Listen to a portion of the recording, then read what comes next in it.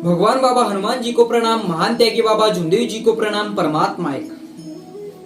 पहिल्यांदा खायला नव्हतं मिळत, आता खाणं होत नाही।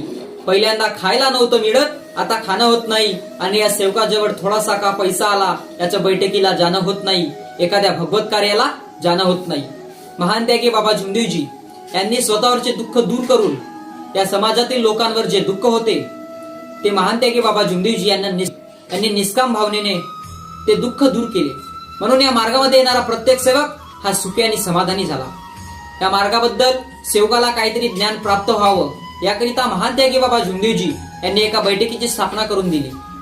या बैठकीमध्ये 4 तत्व, 3 शब्द, 5 नियम व सेवकाला आलेले अनुभव यावर प्रश्न विचारले जातात। बैठक ही एक शाळा आहे आणि या शाळेमध्ये आपल्याला या मार्गाबद्दल काहीतरी ज्ञान प्राप्त व्हावं याकरिता जायचे आहे। बैठकीमध्ये भगवत कृपा जागृत असते। ज्या भगवंतानी आपल्यावरचे दुःख दूर केले त्या भगवंतासाठी आपण 7 दिवसातून 1 दिवस आणि 1 दिवसामधून 2 तास त्या भगवंतासाठी द्यावे एवढी माझी अपेक्षा व्यक्त करतो आणि सर्वांना माझा आदरपूर्वक नमस्कार।